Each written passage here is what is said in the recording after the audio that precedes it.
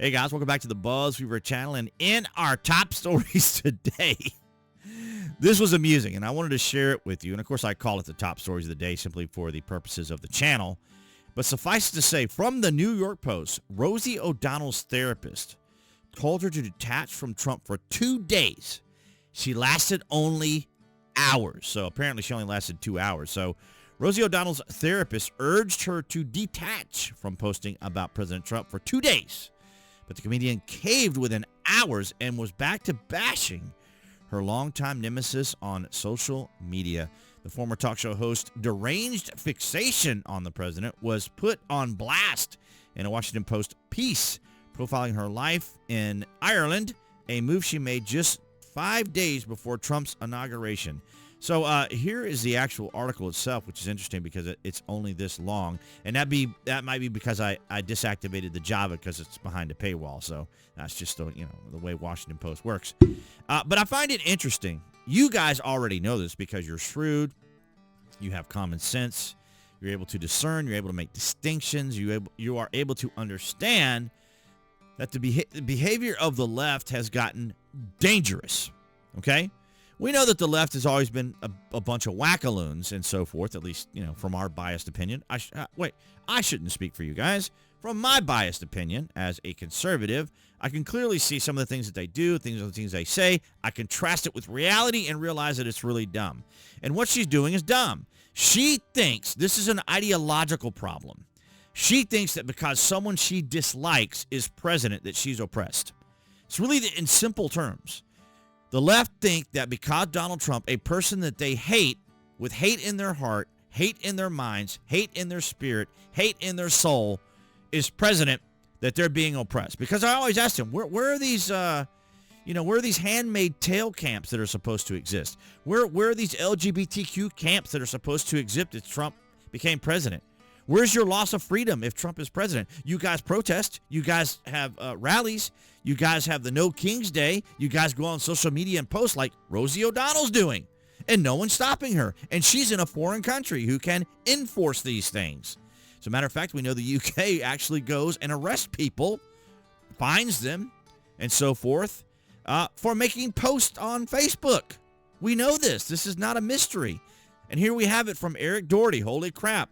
Psychotherapists are now seeing the effects of Trump derangement syndrome in their patients. Now, before I even talk about the fact that psychotherapists are saying this, think about it.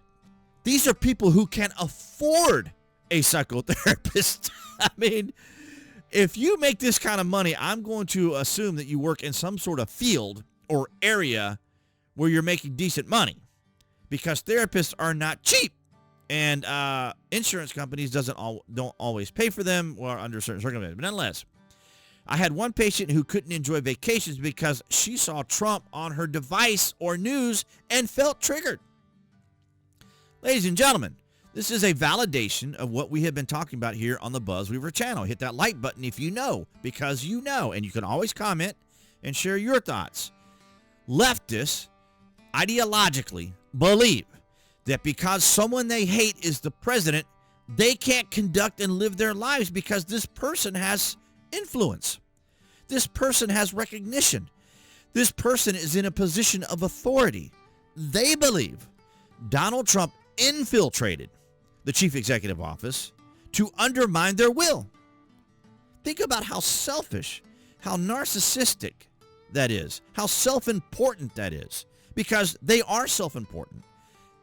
They believe that their opinion is the correct opinion to have. This is why they get into media sometimes and even into our learning institutions. Because as you guys know, my famous phrase, the establishment uniparty allowed the left to hijack our culture, hijack our institutions, and hijack our justice system. So thank you for bearing with me.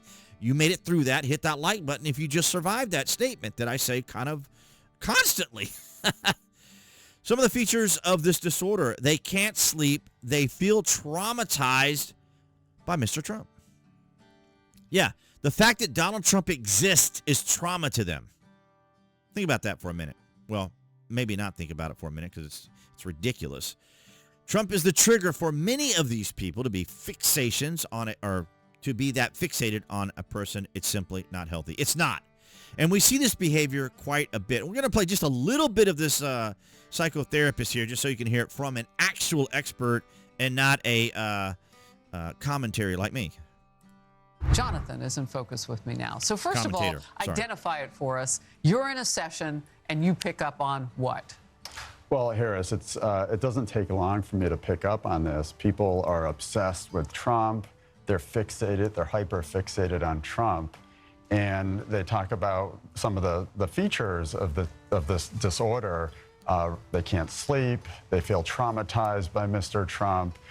They feel restless. I had one patient who said she couldn't enjoy a vacation because anytime she saw Trump in the news or on her device, she felt triggered. So this is a profound pathology, and I would even go so far as to call it the defining pathology of our time. These people come to you for the things that you described. Can't sleep, traumatized, perhaps depression. I don't want to put words in your mouth. But at first, you are there to treat an illness, a disorder of some kind. And what you figure out is the trigger. Well, and Trump is the trigger for many of these people. And to be that fixated on a figure, on a person, it's simply not healthy. And our country has strayed so far away from where we once were. If you look at in the 80s when President Reagan was shot, people were united. He famously said, I hope you're all Republicans to the surgeons. And the response was, today, Mr. President, we're all Republicans. But our country has lost that. We've strayed so far from that unity. Mm-hmm. And I agree. And it's a good commentary, and I'd encourage you guys to check it out. I just didn't want to overly bloat you guys with information, because the way I work in my brain is I want to get immediately to the information that I want as quickly as possible. So the videos here would be very boring because that's the way I like to do things. I want to get immediately to what I want to talk about and then present it. So I try to be at least exercise a little bit of personality for you guys. Because for me, it's like you understand this because you guys have intellect. You guys are capable. You guys are able to make distinctions. You're able to rationalize and realize, you know, like when Joe Biden was president, we were frustrated and we were irritated and we were annoyed by it because we knew that the man suffered from cognitive decline. It wasn't his fault. The problem was, and I keep pointing to, as you guys know, the establishment uniparty. These leftist types here that were basically, the establishment uniparty has been controlling our country for many, many, many decades. And they install these presidents. And so Donald Trump is a threat to them. The moment Donald Trump came down that escalator, the left was already, well, at the time, they didn't think it was going to happen. They thought it was kind of funny. They thought it was a joke. They thought it was a bit of a meme. You know, Donald Trump running for president. You know, he's a NBC personality and this, that, and the other. But the reality is it happened and he won and they lost their mind. It broke their minds. It broke their minds, ladies and gentlemen. And speaking of how badly this is, or how bad this is, of course, we know that Donald Trump was nearly assassinated. We know that these people that are triggered, as the therapist was saying, people get triggered enough to take action. We saw that happen when they tried to assassinate Donald Trump, right? We see it happen when they swat people like Tim Pool or Marjorie Taylor Greene or other conservatives. Very rarely, maybe every once in a while, you'll hear about a Democrat getting swatted, but it's usually not the case. It's usually someone conservative or on the right. And now we have this breaking. Someone stormed up to Tim Pool's property last night and opened gunfire. As I understand it, there was at least 3 shots fired. And as you know, Charlie Kirk was assassinated. We know that the person that assassinated Charlie Kirk, at least from all indications, was someone on the left, right? Or correct. And so we're seeing this escalation and escalation and escalation because, as I said, the left think that Donald Trump infiltrated the chief executive office to undermine their will. So they see this is personal to them, right? This isn't politics. This isn't rule of law. This isn't justice. This is personal vendettas that these people have. They are angry that Donald Trump, who does not represent anything that they believe in, is the president of the United States, and that he has a position of power, a position of influence, a position of popularity, a position of authority, and it just wrecks their brains. And so Tim here in a very passionate video that's over 37 minutes long, essentially describes how he is probably going to have to relocate his studio, his show, Timcast IRL, or not even conduct the show at all. Because it isn't necessarily that he is scared or frightened, but he's married now, he has a child, his wife is concerned, he's concerned for his family, and he's concerned for his employees. His employees work there. They probably feel in danger, and they can't book guests because guests are also in fear of what's happening. Not to mention that there are Democrats and even Republicans resigning from their positions, resigning from things that they do. We have commentators on YouTube, on the internet, podcasters who are just not doing it anymore. It just isn't worth the risk. And a lot of these people are conservatives because the left, not everybody, not all of them, are wackaloons. And they will take it out and they will do these things. This is why we have also argued about the UK when it comes to immigrants and others. These people do not, well, I'm making a distinction here. The immigrants, of course, have no loyalty or allegiance to a country, so they're going to behave the way they want to behave because they want to create a diaspora. They want to do what they want to do. The left is kind of very similar. Now, of course, everybody kind of wants to do what they want to do, right? Without restrictions or criticisms or whatever else. But when it comes to the left, they are willing, like radicals, to take, action that is harmful to others that they see justified. And so Tim is saying basically in this video that, he has a lot of concerns. As a matter of fact, he even mentions that contractors, sometimes he can't even get contractors to build a chicken coop because people will discover that these contractor or other did work for him and then they refuse to do. They obviously, the left don't necessarily use the same contractor, but they will, try to criticize the contractor and then tell people not to use their services.